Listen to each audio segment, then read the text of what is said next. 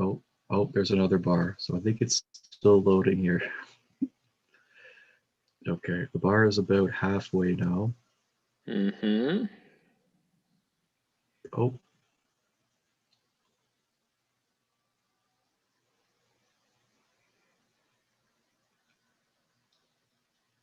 Oh, all right. There's another bar. So I think it's so still loading here. Welcome everyone to the okay, the bar is about to our, I guess, the latest series in our IAPSS team member interviews. So that we're doing a little bit of a different format this time. We're trying out a live stream. So for all of those tuning in, welcome. And it's my pleasure to present our interviewee today. So past President Tobias Scholz. And Toby, how are you doing today? I'm doing wonderful. Thank you very much, Justin. And I'm great to be here. How are you doing? I'm doing well, so thank you so much. And I guess to start, I know that the members have probably seen quite a bit of you on our YouTube channel already, which is fantastic. But I guess this is a chance for them to learn a little bit about the person, I guess, behind the scenes. So would you be able to tell us some information about yourself, whether it's your academic background and interests, and your past involvement in IAPSS, and I guess your current involvement in IAPSS as well, as you're still involved with us, and anything else you would like to share? Yeah, thank you very much. And yeah, to your first point, I think people are increasingly also seeing, getting an idea of your background and your room and yourself. As I see that you're also increasingly active on this IAPSS YouTube page, and I think it's really nice to see how what started a couple of years ago as IAPSS YouTube is now evolving more and more. I heard first about IAPSS, I think it was in 2013, 2014, when I was in my undergraduate program. And I was just really amazed by the idea that political science students from all over the world come together and meet. And so I was thinking for a couple of years, how do I get involved? Because there were so many nice programs already at that point. And I joined for the first time at a summer school in Kiev, and it was a school on Ukraine between the West and the East. And it was really such a fascinating program with students joining from Russia, students joining from the Nordic countries of Europe, from Western Europe, from Ukraine, and also from other regions as far as Brazil, to discuss where Ukraine was heading. And it was in 2016, so at a point where Ukraine was really at an inflection point of its own history, and students, far more than bureaucrats or politicians or even sometimes journalists, have a very different curiosity for discussing things, and sometimes also maybe some boldness or naivete even that leads to discussions that you wouldn't have with other people. And so this environment which we created in Kiev with students from mostly Europe, but then also from all over the world, was so fascinating that I decided to join IAPSS and stayed active for now it's 5 years. I was volunteering first, developing IAPSS social media, was in its public relations arm, and then at one point became president for 1.5 years. And we developed a lot of programs together with a great team, and I think we will probably speak about some of these programs more in depth at a later point. But I think that's just how I got fascinated about this organization. All right, well, thank you so much. And I think it's very clear that IAPSS has definitely benefited from your involvement here, and you've started a number of initiatives to allow IAPSS to grow as an organization. And it turns out that as as you kind of hinted at, I guess some key projects and accomplishments is kind of the next question that I'm going to ask here. So I guess yeah, if you'd be able to share some information about some of the accomplishments that you're proud of or the key projects that you worked on. I Yeah. think one that might be of interest to members would be the regionalization initiative, as I believe you were integral to kind of the implementation of that in its early phases and helped bring it to where it is today, as now we have, for folks who engage with us primarily on YouTube, they start to see all these regional events that have happened recently, and which is kind of thanks to, I believe, your actions earlier on. Yeah. No, this has really been the project for me for the entire time being in that association. And I think you could probably hear it from my last answer. It's always really hard, or it has always been really hard in IAPSS talking about what the real nature of this association is, because we were coming from a point where, now 21, 22 years ago, there were university students from mainly Central European universities. So students from the Netherlands, from Slovenia, from Germany, from Austria, coming together and formed this association in the spirit of developing a global organization.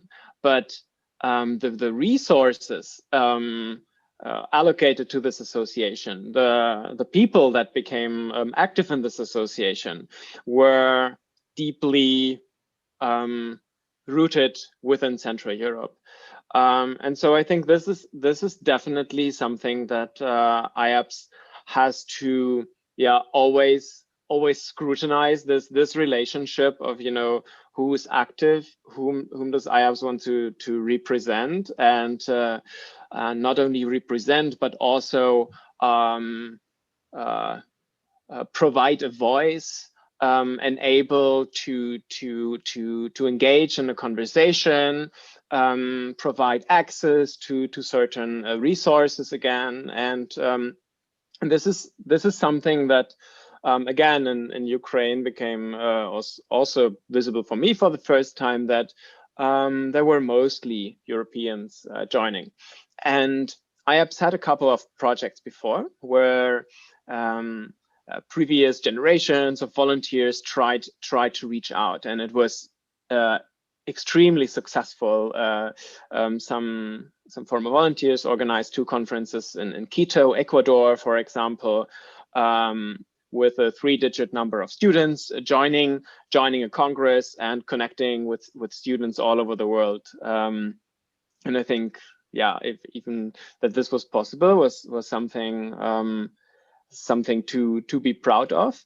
Yet it became clear that while IAPSS developed these kind of programs, there were still the students within the structures who made the final decisions, basically being based in or remaining based in Europe. And as soon as the conference was over, we had many engaged students from Latin American countries, but no structures in Latin America to keep going, to develop, to keep the conversation going, and also develop ways of thinking about political science, politics, and all kinds of political topics in a way that is, not European but Latin American, or that would start a conversation in which these different discourses in an association could exist.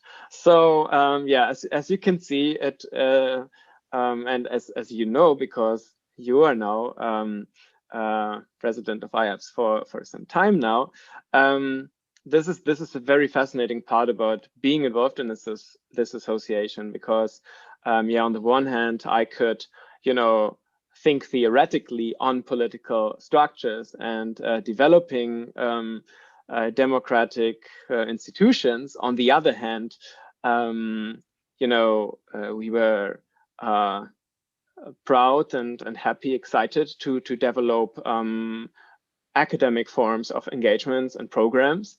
And then on the other side, you're also some kind of an activist because you want to push for student voices in international affairs and in the world more broadly. So then the regionalization project,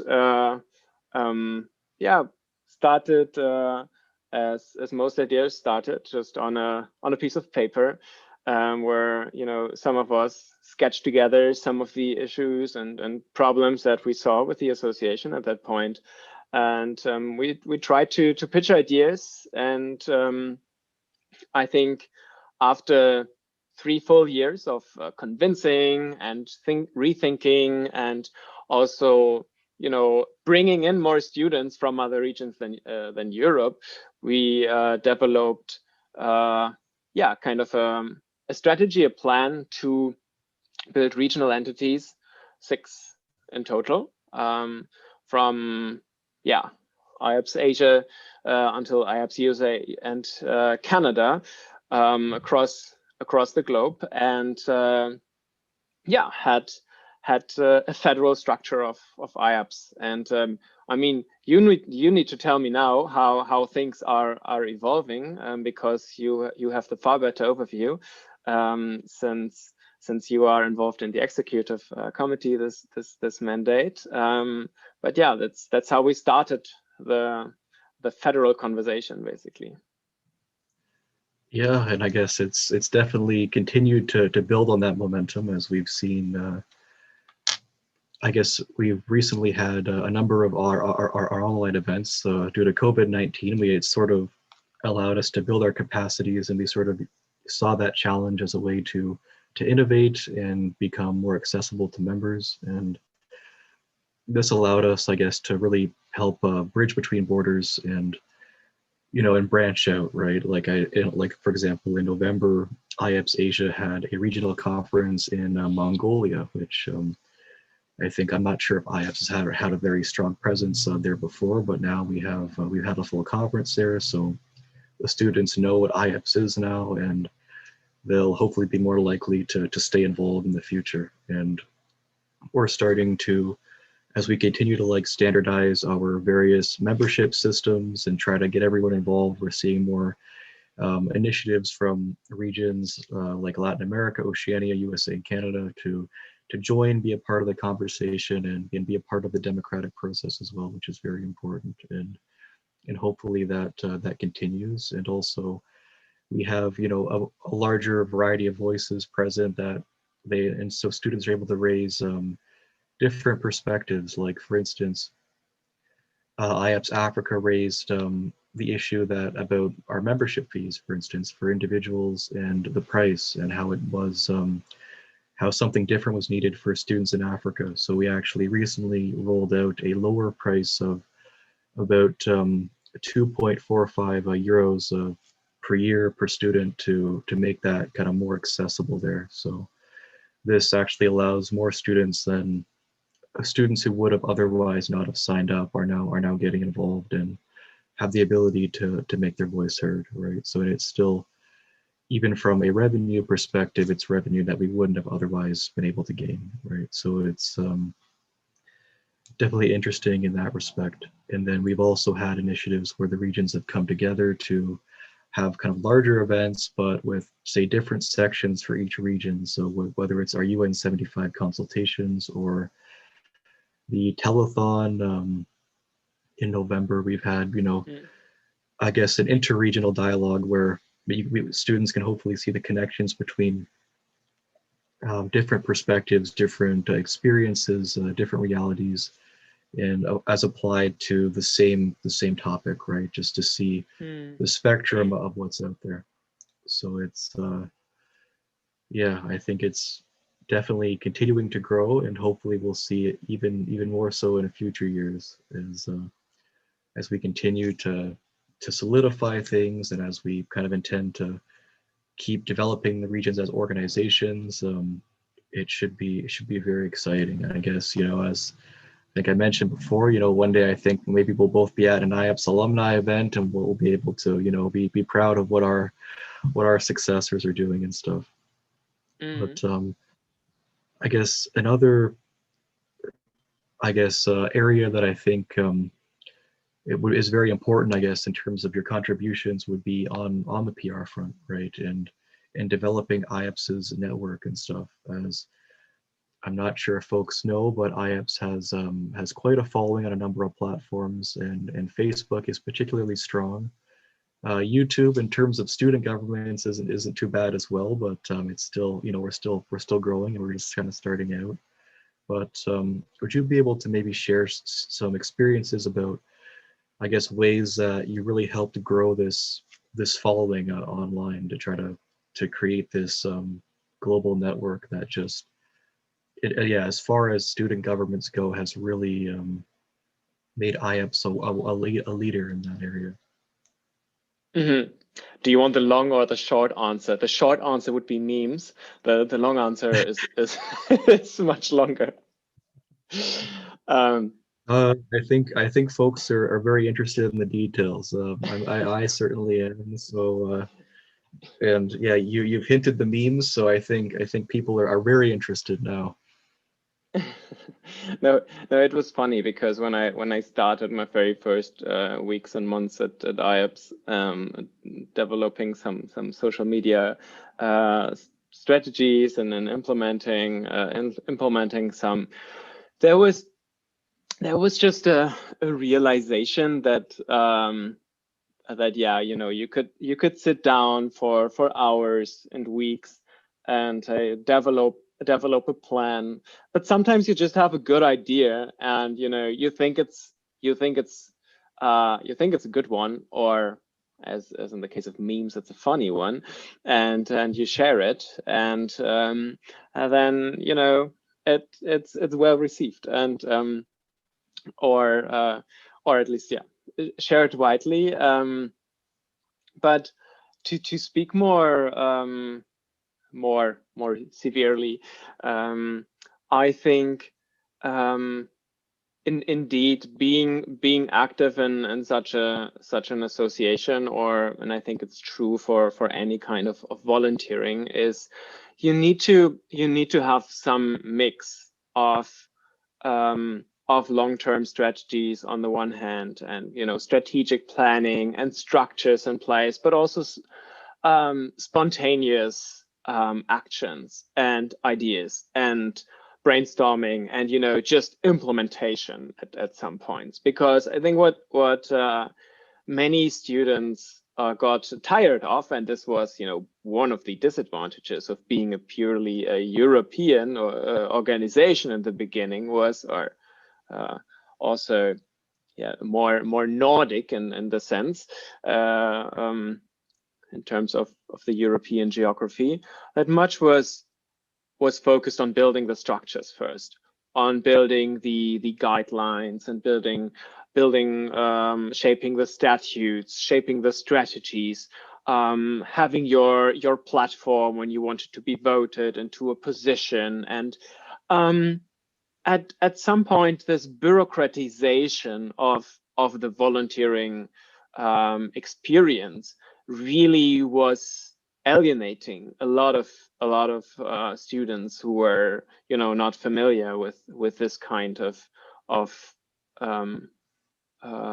volunteering in the end. And this did not mean that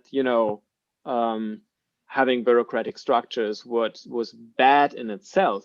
But I think it was a reminder and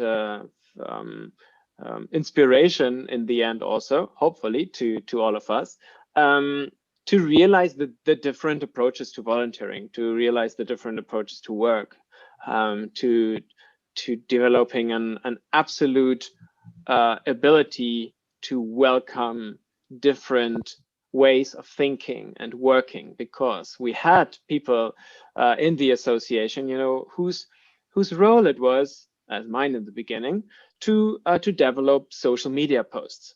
But I think it's sometimes hard to be the one who only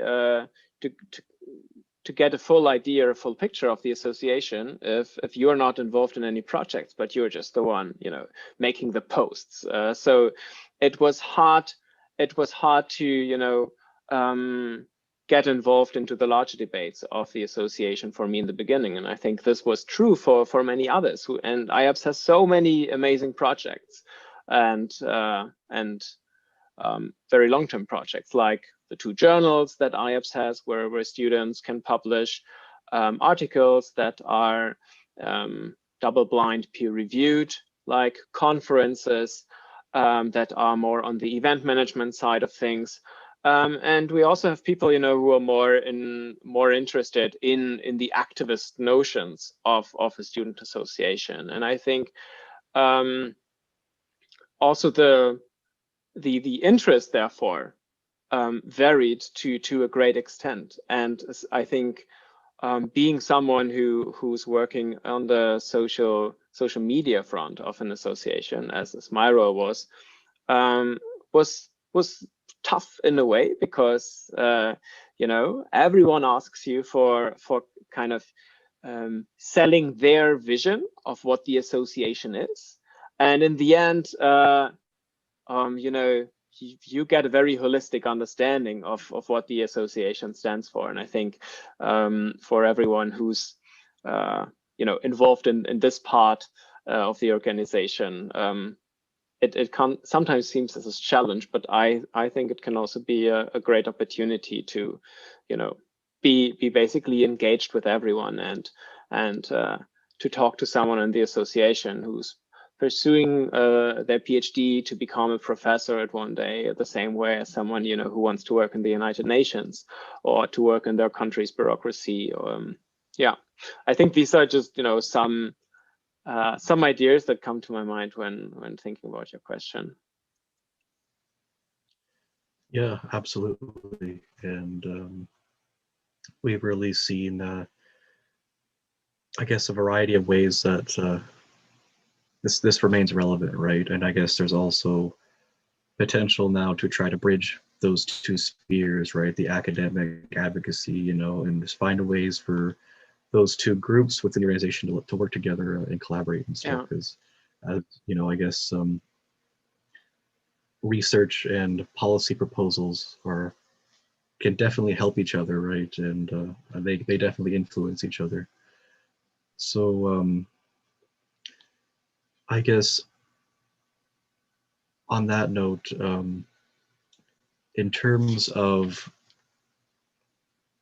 the rest of the year, and I guess whether in terms of your plans or maybe your own research, and perhaps if there are any ways that that IAPSS has maybe influenced your research path or has you know, given you some insights in that regard, or maybe if you'd like to share some information about your current program of study and your planned thesis topic. Yeah, we're all ears. Yeah, no, thank you for giving me that opportunity. And yeah, let me think about a way to answer to this question so that actually also, you know, is interesting or might help, you know, other people to understand IAPSS as an association that, you know, benefits their studies. I think for me, being involved in IAPSS has really widened my perspective on what academia can bring into the world, because you see in the different in the different areas where IAPSS is active. On the one hand, you know, all the different students that you meet, and I mean, I have now good friends from Russia, from Brazil, from the United States, or from Australia, and it's just breathtaking how many different paths students choose and go along. And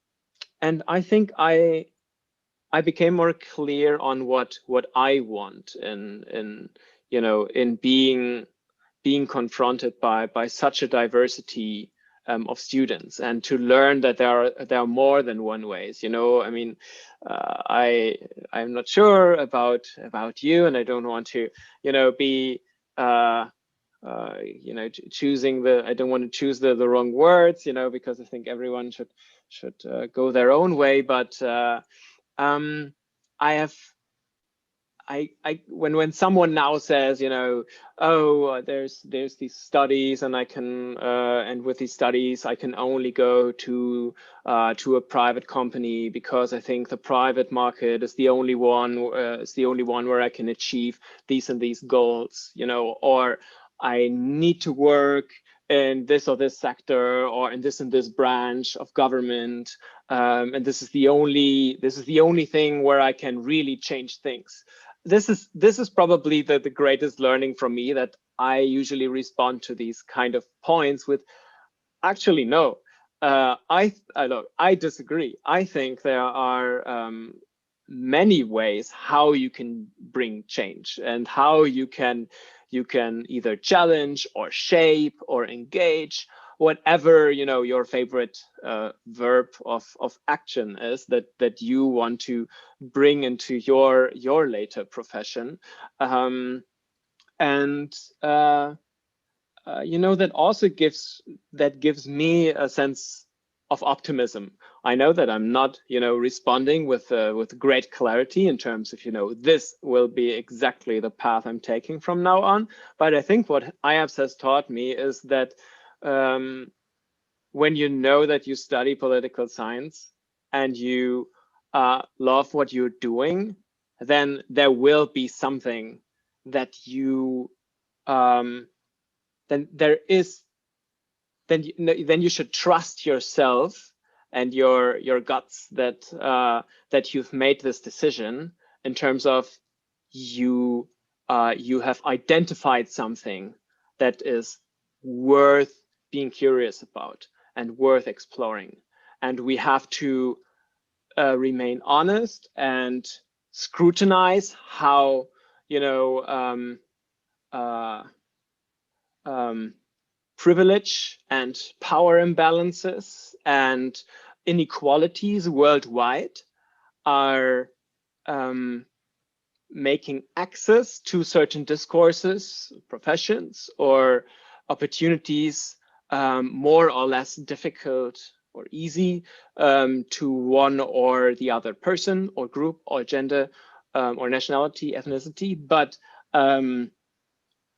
this, I think, is definitely a sensitivity also you can very much develop within IAPSS, or at least I had the feeling that, you know, I developed a much better understanding then of how these two aspects correlate, of, you know, in the one way, you know, developing this openness towards the world, and developing this sensitivity towards what are the structural challenges that we still face, you know, understanding ourselves as a community of political science students. Yeah, I think it's important to note that, you know, I think IAPSS is really good at conveying that, you know, there's a lot of different ways that a political science degree can be applied, as you mentioned, right? And I know there's some branches of political theory and analysis that outline that there is a politics in kind of every interaction. So even in the private sector, there is like a politics inherent in the way people make decisions as a group in there, or in say with nonprofits, or just even in the public bureaucratic sector, the bureaucracy itself, right? In addition to like the formal decision-making structures, and having an idea of how that works can definitely help improve those structures, right? Make them more inclusive, as you mentioned, and make them more accessible. So in ensuring that people know what their rights are, and what they can do within those structures to enact change and improve the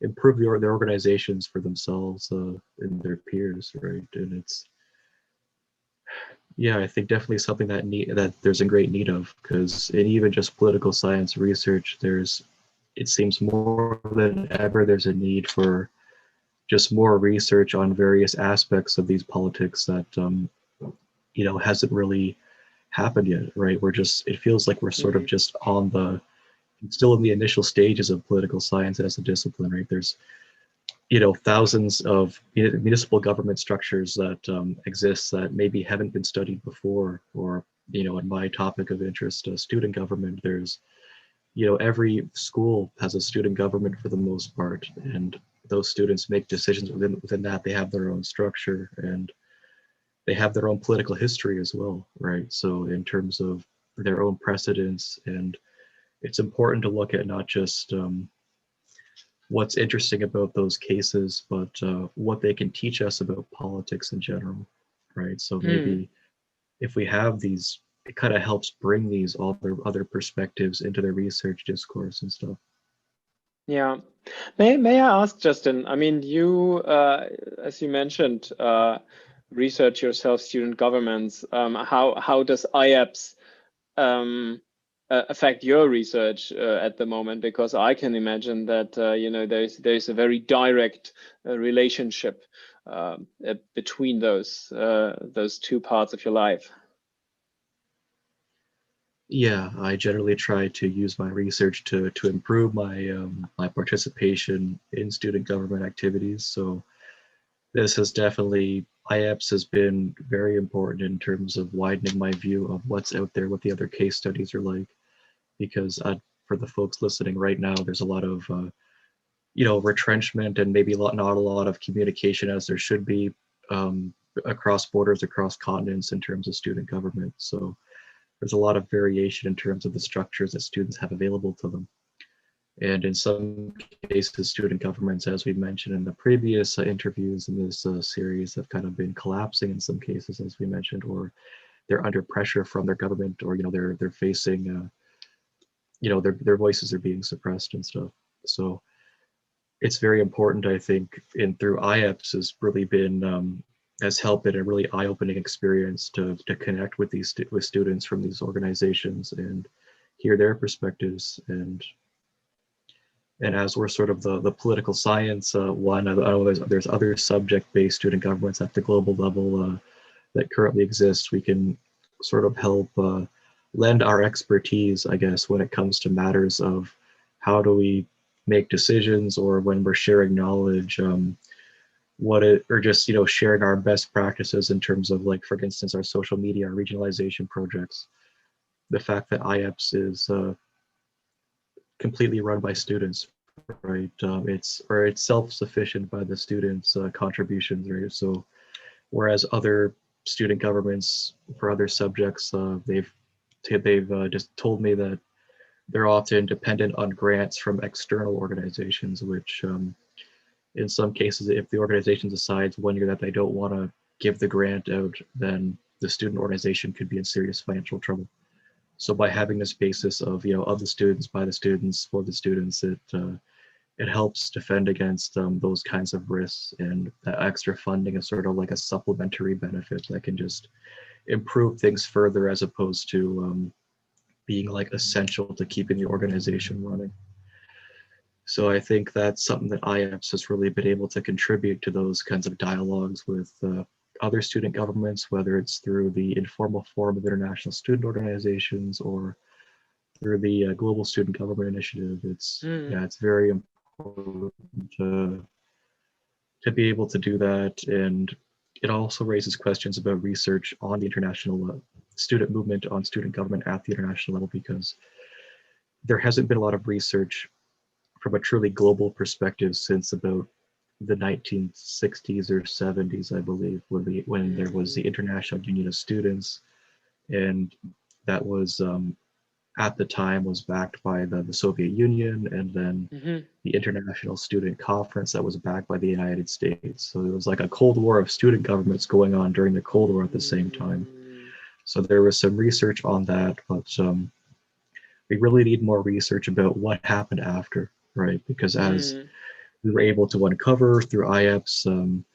The International Union of Students collapsed around in the early 2000s, but there wasn't a lot of research on that collapse. Why did it collapse? So it's kind of been up to students to look at the primary documents that are still available online through Internet Archives to figure out what's happening and what's needed in the future to make sure students' voices are heard. We also see, if we don't take action as IAPSS, we see like the risk of students being either shut out or kind of tokenized, right? We see a rise in over the past few decades in like appointed advisory student or youth councils or advisory bodies that don't really have any democratic legitimacy or really any binding decision-making power. They're just kind of there, like, so the whether it's a country or an international governing body can say that, look, we consulted the students, we picked 20 random ones out of the 1 billion students in the world, and we asked them for their perspectives, whereas the student governments represent collectively, millions, if not hundreds of millions of students around the world. And to have that informed perspective, the ability to reach so many individuals in that constituency group is very important. Yeah, no, I mean, and again, I mean, also with IAPSS, you can definitely trace the history of IAPSS as an association connected then with the history of the world in a larger way, and I mean, IAPSS was founded basically when university emails became a thing in Europe, right? So you can see how technology and the spreading of the World Wide Web basically enabled international communications that made it possible for students to connect and to empower themselves, so to say, right? So because I mean the institutions that you were talking about were instituted by certain states. The question therefore is how or which kind of modus would be the best one, also for students to come together. Is it one under the umbrella of the United Nations? Is it one, where you have a number of powerful actors that are supporting the formation, which would be usually nation states? And I mean, there are a couple of civil society representative organizations that are supported by countries like Canada or by countries like Switzerland or other nations, and or should it be something that's completely grassroots? And how much global coordination should there be, and how much should IAPSS be an association directly by and for students, right? So because IAPSS started off with a annual World Congress, and I mean, you were talking about the institutional history, where many European students could basically meet once a year in one or the other European capital city, most of the times to discuss ideas. And I mean, in the year 2000, this was very much a breakthrough, so to say, students emailing each other and then meeting in Ljubljana or in Amsterdam. But now the goals are something different, and how an association can adapt to that is another question. And as we've seen, especially in the year of the pandemic, but I think it holds true for every year to a certain extent, access to education is crucial. in these times, and IAPSS should be an actor that enables access for students to engage with political science research and its methodologies, its toolbox that it provides you to think critically about political matters.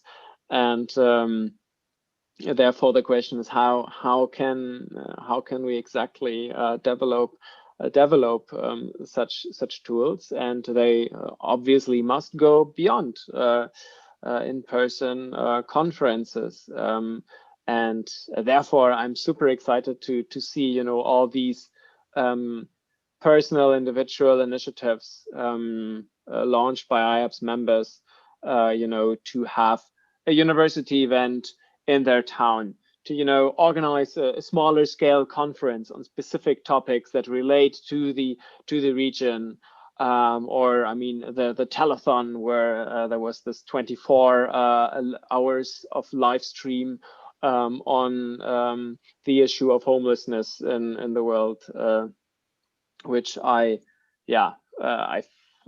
found incredible that these kind of initiatives popped up, and you don't need a central student government to make these kind of decisions. You need a lot of creative minds, and everyone has the ability and should get the voice by IAPSS to start those kind of projects. So again, I'm excited to watch everything that IAPSS is doing, even though I'm not as involved anymore as in the previous years. Yeah, and I think as to build on that point, I think a large factor in those individual initiatives and stuff that have been springing up is maybe due to more, we can tie that back to the regionalization initiative and how it made decision making a little bit more horizontal. So now we have regional teams, and they have some autonomy to make decisions about how they want to shape their own regional events and stuff. So it's they have some resources to do that now. And so it's, instead of like having, as you said, having that centralized global team directing all the little initiatives, there's more teams, whether it's a student research committee or a journal editorial board, then that they can work on these things and almost surprise us sometimes, right? Like for instance, earlier today I was at an event organized by IAPSS Ukraine. So it was which was very interesting, right? And it's just a testament to see, like, like we heard about it, I think about a month ago. So it was awesome, something new that we can share with members and let everybody around the world know. And yeah, so I guess another sort of question that I have for you, another one of your many accomplishments during your time at IAPSS was, I guess, your initiative to develop the interviews with various professors, that many of which are on YouTube or are on our Facebook page as well. But I guess, would you be able to share some information about maybe how you went about doing that initiative, or the inspiration for it, and I guess what it was like? Because you talked to scholars like John Mearsheimer, or folks who maybe some students wouldn't really have the opportunity to meet necessarily if they're an undergraduate student or just getting into political science. It's almost like, for many of us, I think you were talking to people who we're reading about in our readings for our classes. Like these are the people who wrote these readings, so it's very very exciting in that respect. So yeah, I guess what was that experience like? And I guess, yeah, sort of like a behind the scenes view, so to speak. Yeah. Okay. Thank you. And I know you mean it in a very kind way, but I really must add to this that I would not have been able to conduct over, I think, 35 interviews with researchers without us having an incredible team at IAPSS, and people like, shout out to Maheen and Paola, who are working and have been working in these past years on the interviews, and on the production side of this, on people like Max and Mihai, who have been working on organizing delegations to conferences for years, so that people like me could actually go there and conduct these interviews. And so everything that we do at IAPSS is a team effort, and that was also a team effort. And it has been coming directly to your question now, and an absolutely fascinating experience to interview many of the scholars that we are indeed reading. And I think a key takeaway is that, again, political science is rooted in the real world, and even people working on something like IR theory, or developing the theories, or maybe even saying especially them, have very often very deep understanding of the nature of very concrete problems that are taking place.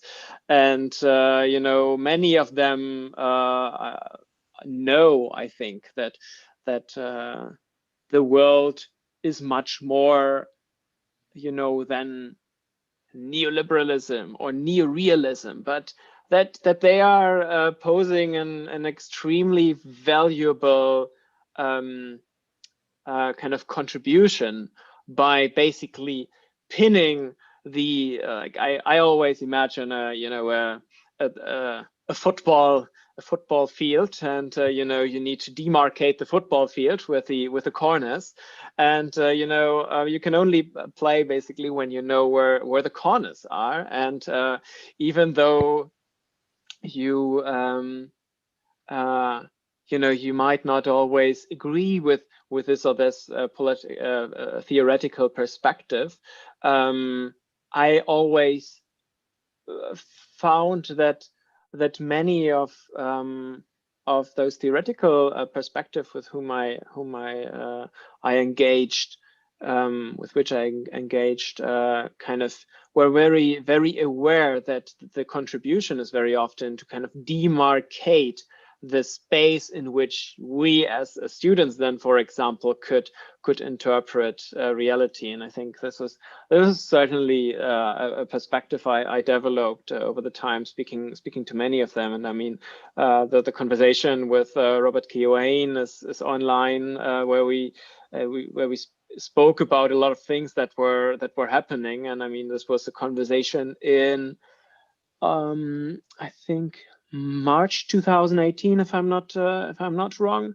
And so much happened. I mean, in the 2 years prior to that. And I mean, for someone like Keohane, who was always in favor of strong international institutions, and kind of a defender of the idea of liberal democracies coming together in the world, I think many question marks were raised. And being also part of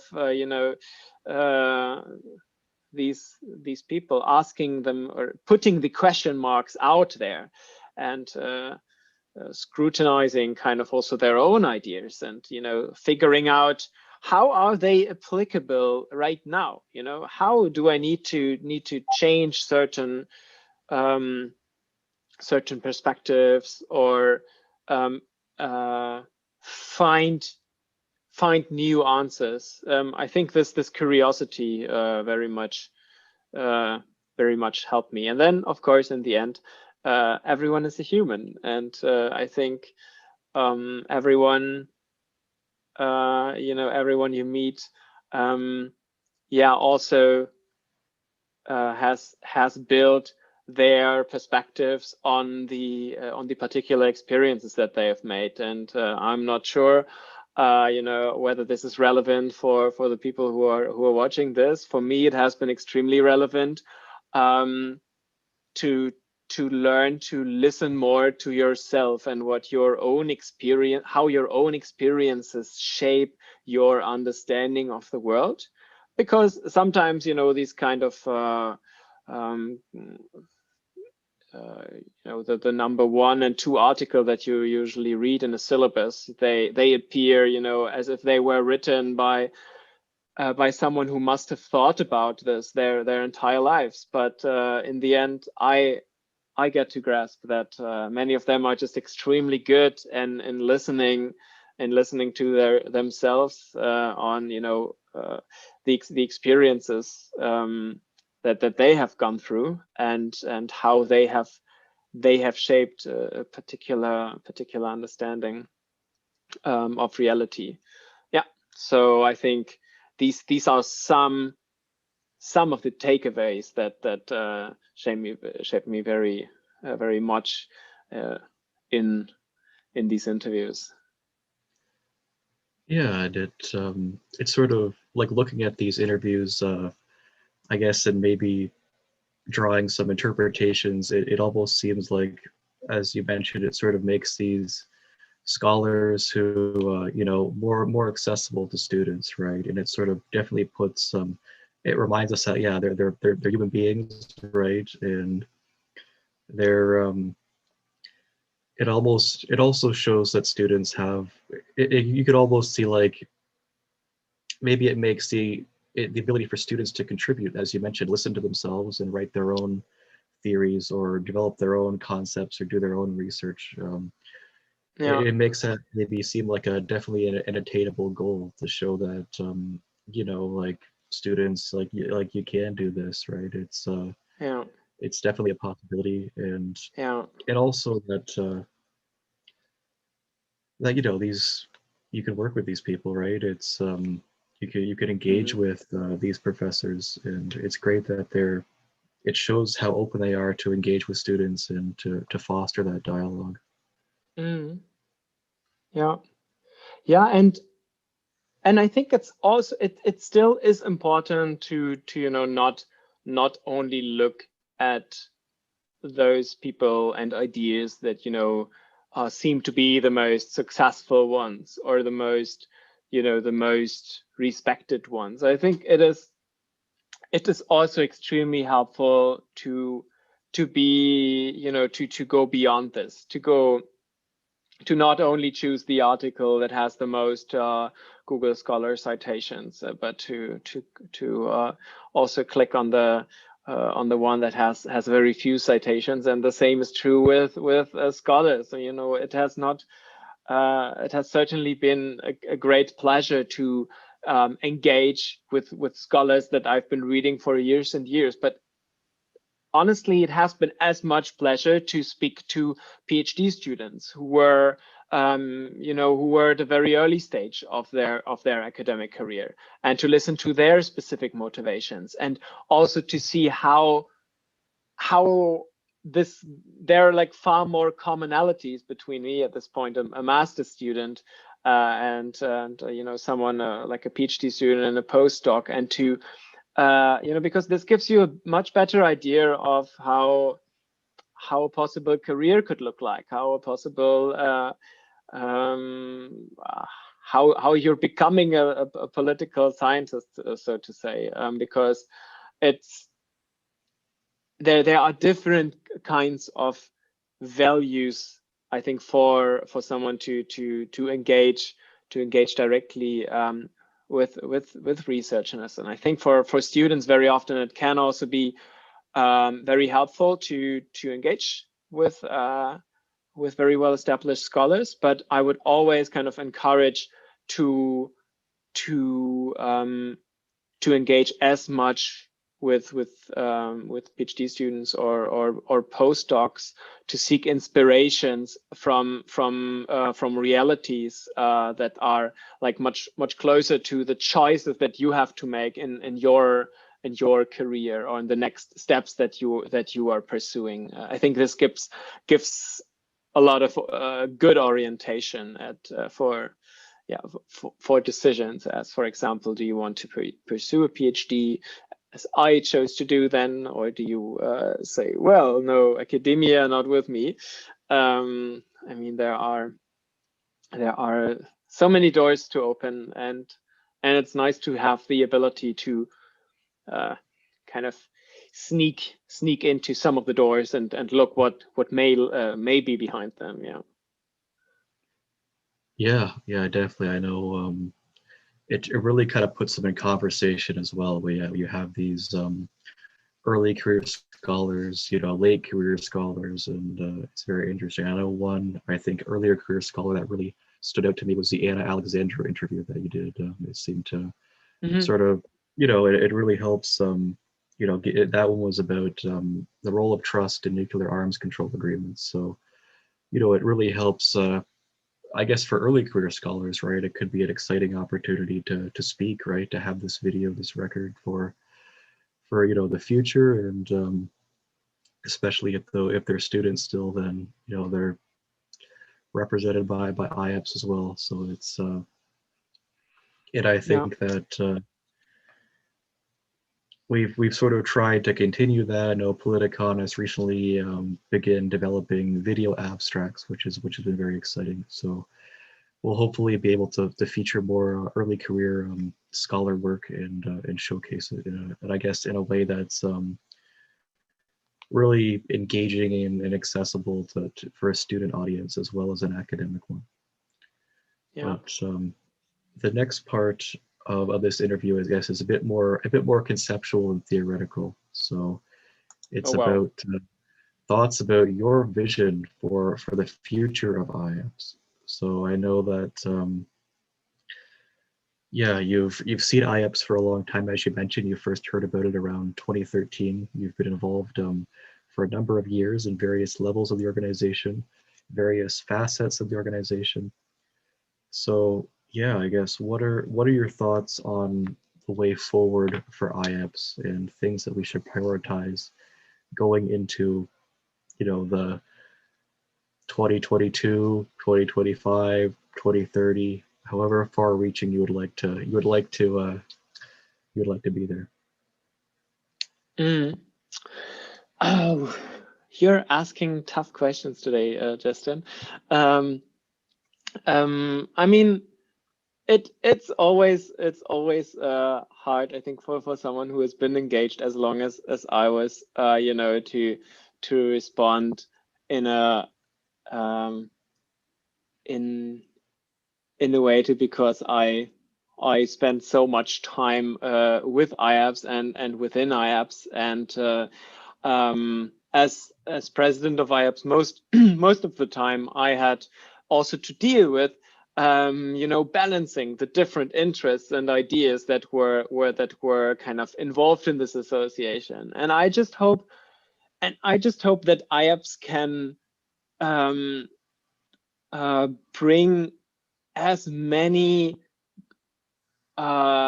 useful and practical and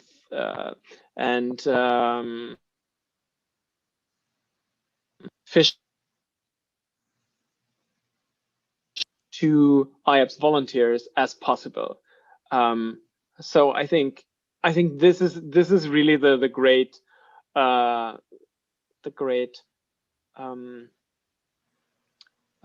vision for IAPSS, that it should be there for as many political science students as possible. And I think we are experiencing right now a time that becomes much harder for civil society to raise their voice on a global scale. There are different kind of national, regional, and also global developments that are making it more difficult to scrutinize problems critically and academically. And I think IAPSS has to continue raising the voice for political science students around the world to make a case that we are here and we are there and we have made this progress in the world, that political science is a critical science, and a science in which students should be able to raise their concerns. And while there are these challenges, I also think that especially emerging technologies enable us to develop more opportunities, you know, intrinsically, basically, because I mean, if you look at many of this kind of the civil society impact that certain social movements had in the world in the past 10 or 15 years, then I'm pretty optimistic, because I see how different groups that represented certain parts in societies, for example, carved out their own strategies and their own ideas, and were just, you know, not stopping to be curious. And I think this is this kind of ongoing interest to remain engaged and to find new ways to empower students around the world is an ability that is actually increasing in many ways. And I think IAPSS has the total capacity to benefit from this. And yeah, I think it will be an interesting way, because I think especially after the past years and the unpredictability of politics and technology as factors that are like completely make us rethink many aspects of our lives, but also environmental climate change. For example, we have of course a certain unpredictability, but I think we definitely also have the knowledge that there will be technological opportunities that will enable the students to better connect with each other, to engage on academic and scientific discussions, and to benefit each other with their perspectives. Yeah. Yeah, and I guess perhaps a follow-up question: what are some recommendations that you would make for, in terms of how do we raise awareness about the importance of political science, or ways that students perhaps viewing it can get involved and make a difference, whether it's through IAPSS or just on their own, right, in their communities and their schools? And or perhaps, and also how IAPSS as an organization can help enact these things, whether it's through our like our academic events, like our upcoming World Congress, or, you know, our publications, other online events and stuff. Yeah, I think a very important point is open access. So as much open access as it is possible. I know that, you know, an association like IAPSS must also have the ability to, you know, be financially stable and possible to function. Yet I believe it's crucial that IAPSS guarantees that the outputs it produces remain open access, so that it can play an active role in providing academic access to people around the world. Another thing is that I believe political science must always be understood in an interdisciplinary way, not because it's a fancy word, but because the way we can make people in their communities all over the world more interested in the association and the cause of the association is to actually bring in more fields that are empirically relevant to the realities they are living in. So so if IAPSS further develops to kind of like integrate parts of public affairs and public policy, of economics, of sociology, anthropology, but also of history and philosophy. Those, of course, are again a bit more abstract, but I believe that that the field of especially public policy is sometimes better at identifying problems or challenges to individuals, communities, and groups in countries all over the world than political sciences at some point. You know, I could be challenged on this view, but I think it is important that we cater to the interest of solving a diverse number of problems, and not only, you know, two theoretical problems or empirical problems in the narrower field of political science. And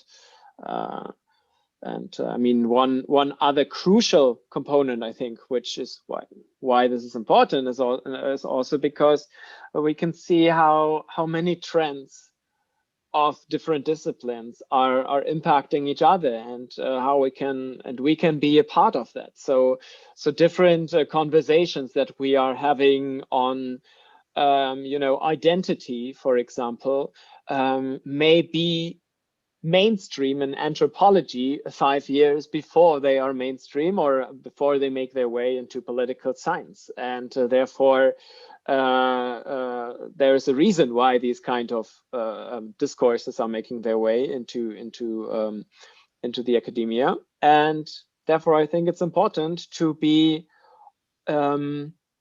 always a step ahead. And I know that IAPSS, you know, is discussing these broad topics usually at a conference. Now we also have again 3 terms for the World Congress 2021 that are relevant for all kinds of interests. But I think then it's important to connect those very broad terms to the specific interests that might be relevant, and also, you know, diversify a bit the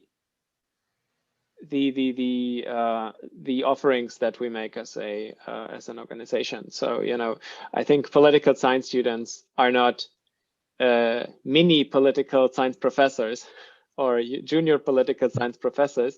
We don't need to kind of replicate kind of projects that senior scholars are doing. We don't have to, you know, do a conference with panels from 8 a.m. to 8 p.m. and then do a reception with wine and cheese afterwards.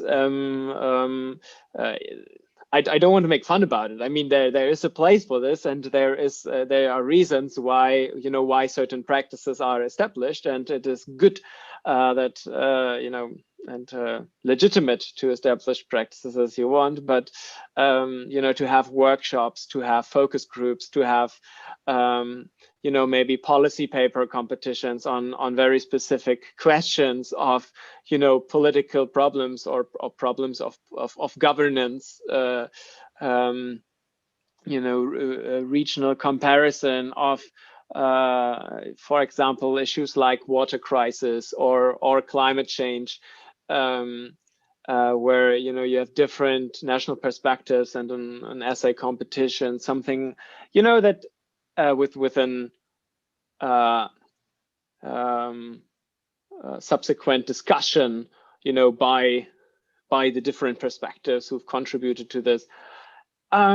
You know, there are, I just want to say, you know, there are approaches that are more and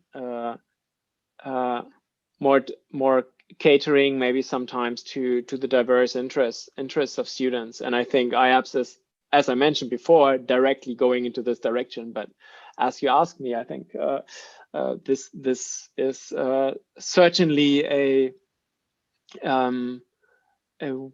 my spontaneous way right now to brainstorm about some of the possibilities that IAPSS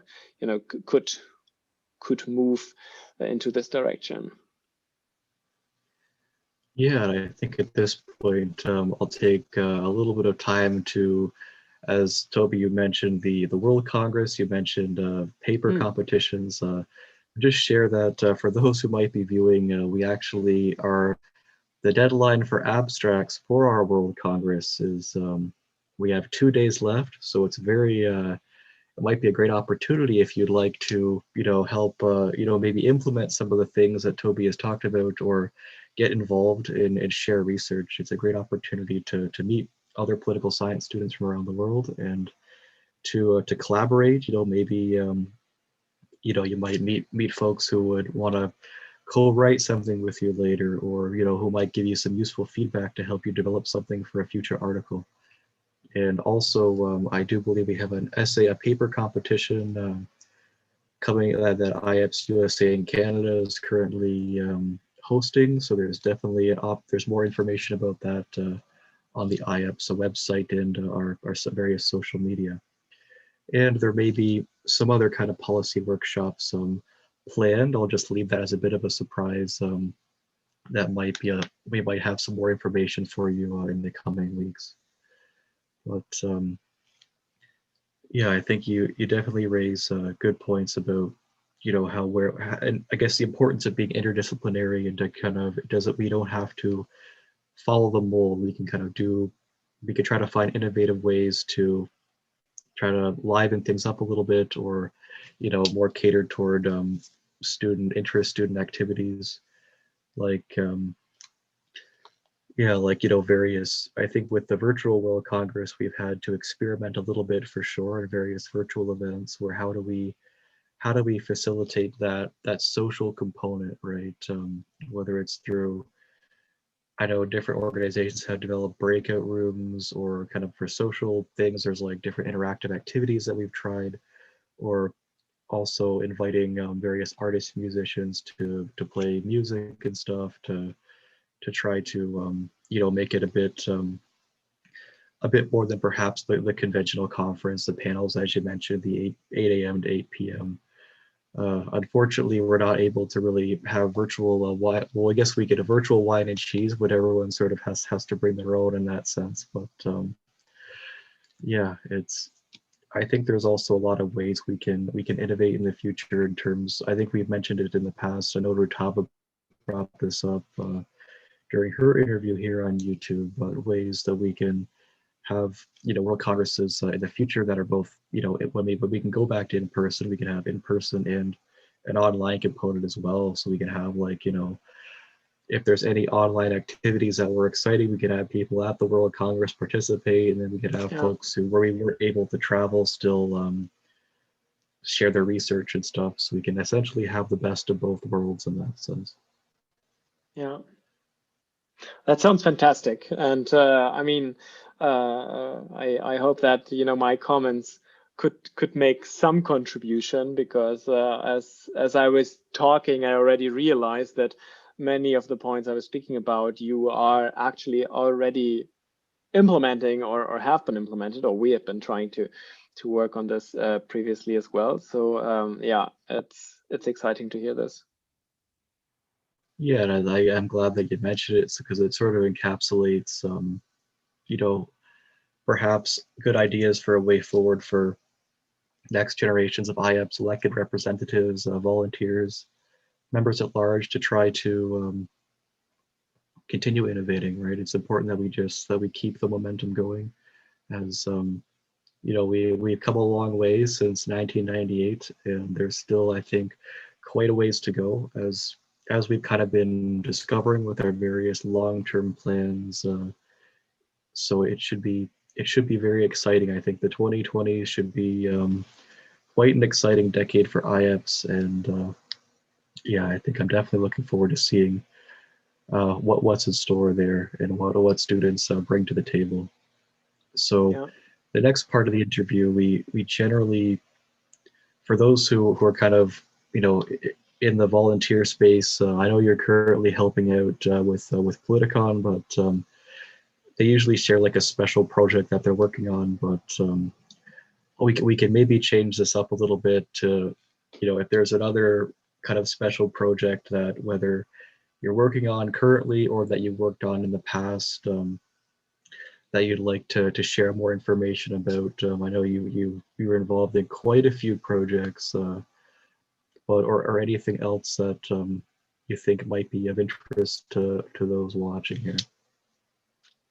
Oh, thanks, Justin. I mean, this is such a kind of broad opportunity to kind of respond to this. I mean, just to kind of react to one of your comments, I'm kind of not helping out at Politicon, the IAPSS journal. I'm editorial assistant, so I'm kind of working on reviewing the journal article suggestions that are sent to the journal, and this is a very exciting job as well, because Politicon is open to submissions from any spectrum within political science, and students at all stages can submit. So this is very much fun, and also an increasingly diverse and cool, interesting team of students who are engaged from all parts of the world. And Max, who has been working on the journal for many years, has done a fantastic job there. So besides this, I am right now fully focusing on my PhD, which I am conducting at King's College London and the National University of Singapore. I'm at King's India Institute right now in London, and work there on Indian foreign policy and cyber diplomacy more concretely. So I'm working on questions that are asking on how emerging technologies in the domain of cyberspace or the internet are impacting foreign policy or transforming foreign policy itself. And so this is within the scope of my PhD, and in general terms, I decided after my deeper IAPSS involvement to stay engaged with not only this PhD topic, but honestly, it's hard for me to constrain myself to a limit of topics, because now that once you open the box of Pandora of how many topics actually matter in politics, and the more you also are kind of getting friends from different countries, the more we went to different countries with IAPSS, the more we engage with specific circumstances, the harder it actually is to understand specific problems as specific problems, but to always connect them with different experiences you've made. So I mean, in Europe, usually what people tell you when you start studying is do an Erasmus semester, because then you get to know one country very well when you study in another place. But actually, I can recommend to everyone to get involved in IAPSS, because in IAPSS you at least get to know students from 10 different countries, only in your particular working unit, basically, and always need to figure out what are the the specific ways I can work with them, the specific ways people think, the ideas behind their engagement, and these kind of yeah, these diverse sets of curiosities, interests, backgrounds, and philosophies are still inspiring me in my current work and in my PhD, and this is why I'm staying close to IAPSS. And yeah, I'm sometimes very jealous looking at everyone who's still involved, and feel like, wow, it looks like everyone is yeah, doing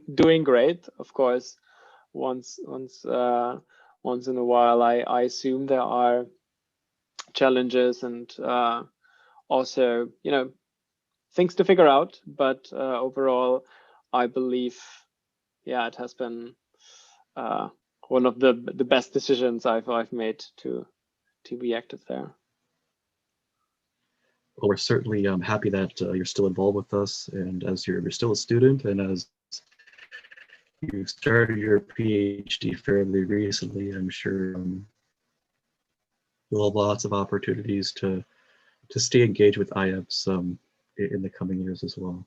And so at this point, we're sort of nearing perhaps the concluding part of the interview. So in this part, I usually generally ask folks if they'd like to share any other kind of words of encouragement, advice, or just maybe to send a message to students right now or during COVID-19, and also to students in the future who may be looking back to 2021 to figure out what we were doing during the pandemic as IAPSS, or what it was like for students, what were their perspectives.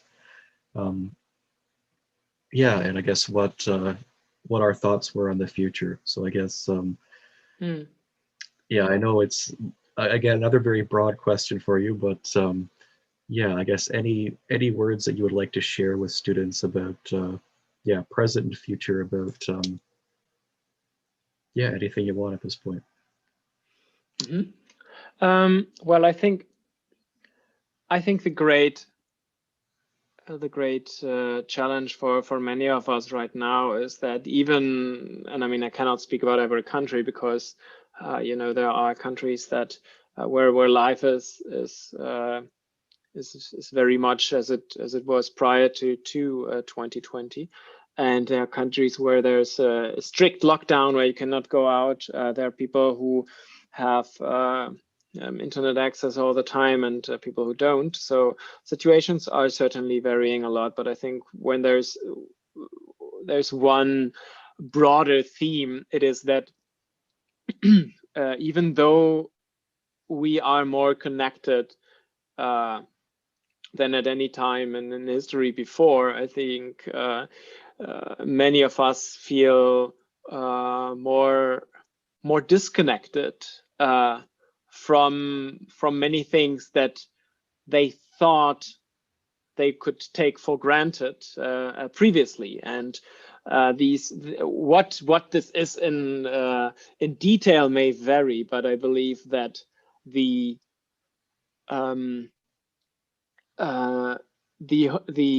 sole situation that we don't have access to everything, that we are not, you know, having the reassurances that we usually have, creates a lot of uncertainty in people and students especially. I mean, I started my PhD during the COVID pandemic, you know, and it I've never, you know, been in a classroom. I've never, you know, seen the faculty in person, and many students started their PhD, not only the PhD, the undergraduate or graduate program, in the same way that they've never actually met their fellow students or teachers, or they've done an exchange semester without doing an exchange, staying in their own home, and this creates uncertainties about, you know, not only where will I be in the future, where, you know, where am I heading, because you don't have the canteen talks that you usually have in that frequency. You don't have, you know, people cheering you up in the way that you had before. You don't have the feedback in a diverse number of ways. And so I just think it's time that we all realize that even though we don't have many of these reassurances and these, very very normalized mechanisms of how we get response and feedback, that our thoughts matter and our voices matter and our ideas still matter, and that if a problem appears in your mind and you're not sure about whether this problem matters because you don't have the opportunity to discuss it with 5 people in your canteen, or you don't have the self-confidence that you would usually have had before, I would tell everyone, it matters. It matters to you, and it matters. And this applies right now to to the curiosity or the interest or the problem that you identify in political science, but it also applies to you personally outside of academia as an individual, and I believe this is I think probably the strongest need that I feel right now to express, because my kind of skepticism, or my feeling is that many students feel or might come out of this pandemic with less conviction of their voice mattering. And I think it's we still need this conviction, because there are so many problems in the world, in politics, in societies, and in global issues like cyberspace, like the environment, like health, that we need to keep having our voice and keep having our heads up and our curiosity expressed. Yeah, that's wise words indeed there, and I think it's definitely relevant going forward. I was just checking the live stream here. It looks like we have someone listening from India, so it's welcome. And I'm sure, if anyone has any questions, we'll maybe give you maybe about a minute or two if you'd like to type. You feel free to type something into the chat if you have a question for Toby. And I guess in terms of, developing that that student voice on COVID-19, I think it's you bring up a very good point, because it's actually been a bit of a challenge for students, yes, given the student government issues globally that we've been experiencing. But the student voice has, it's been very difficult, given the urgency of the situation, to ensure that the student voice is included, right, and that student governments are being represented at the table, and they're talking about what do the changes mean for education, or with ways that we can, I guess, innovate and make sure that student voices are heard and stuff. So it's so I guess, but I'll just check again to see if we have any comments here.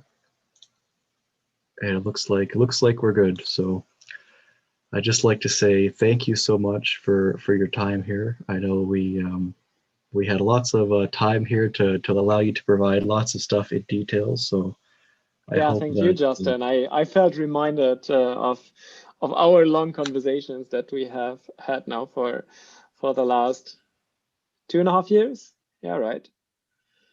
Yeah, wow, it's it's been time flies, I guess, when you're having fun. And it's hard to believe, because remember when you came to visit back in 2019 there, so that was the ISA conference. But yeah, definitely. Yeah. But thank you so much, and have a great rest of your day. Thank you very much. Here the sun has set already, so there's not as much time left as in Canada. But yeah, no, thank you so much for interviewing me. I hope this that